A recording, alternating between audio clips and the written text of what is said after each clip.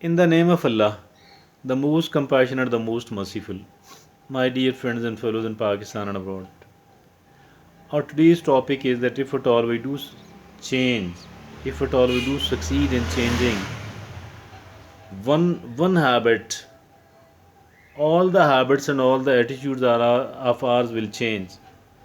And once all the attitudes and all the habits have been changed, our life will become changed as well. Changing the one habit will ensure our success. Who I say with enough amount of confidence, with rather a total amount of confidence, that just by changing one habit of our, the whole of our life will be get changed as well. My dear friends and fellows, what habit is that, by the way? Every time we feel pain, trouble, loss, what we do is we find the people who are responsible for it, and several people does appear in front of us in our mind that he is responsible, he did that, she did that, he did that, she did that, he did that, she did that. I agreed they might have done it, they might have done it, I don't disagree with it. But whose responsibility was it? Whose responsibility was it to prevent them from doing this on the one hand? And if at all, still some of them have done it, whose responsibility was it to make their attempts a failure? Whose responsibility was it? It was our responsibility and no one else at all. But there are fewer people who think like this one. Overwhelming majority of the people are the people who are putting the blame, the responsibility upon the other people, but not on oneself. So they start taking action against all those people. It's okay, do that. But I think so that the things will keep recurring again and again. This thing will continue maybe for the whole of our life. And if at all we are carrying on this attitude and this habit throughout our life, what is going to happen as an accumulative result, accumulative result of all that attitude, an absolute failure. Small loss here, small loss there, a big loss here, a big loss there, a small loss here, a small loss here. Accumulated losses, troubles, and pain will make us a total failure, an absolutely failed person.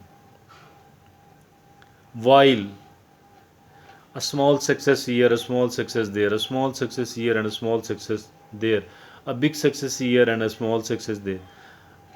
When all of these results do accumulate, it creates us a successful person. It makes us a happy person. It is as simple as this one.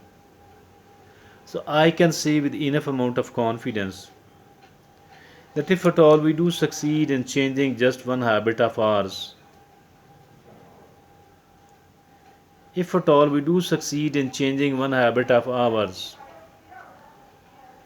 all the habits of ours will change, all the attitudes of ours will change, and all the results produced will be changed. Now, the most of the results coming are the positive one. Most of the sides are giving us the good news, and these good news actually makes us happy, makes us successful, makes us prominent. So there is no doubt in it that there is one habit which is making us a failure, a failed person. That one habit is putting the responsibility of our failure upon the shoulders of other people. Scapegoating. Scapegoating will not get the things done at all. It's not their responsibility to prevent the losses and the pain and the trouble coming from our side. It's not their responsibility. It's my responsibility as far my life is concerned. It's your responsibility as far your life is concerned. But we don't have to provoke them. We don't have to provoke them. We don't have to annoy them. We don't have to show our weaknesses to those people. We don't have to challenge them. Rather, we have to keep ourselves busy in constructing our own lives without disturbing the lives of the other people. And even the jealousy makes the people start talking about us, start doing certain things about us. So you don't need to make them, you don't need to become a showy person, you don't need to show off, you don't have to do the show offs. So that's also another kind of provocation. We don't have to provoke them. But at the same time, we need not to show and to tell them that I'm a very weak person. So it doesn't mean that we are the hate mongers, that we are fighting with those people unnecessarily. We don't need to do that at all. We need to become patient, we need to become intelligent, we need to act wisely. My dear friends, there is a kind of 80-20 rule here too.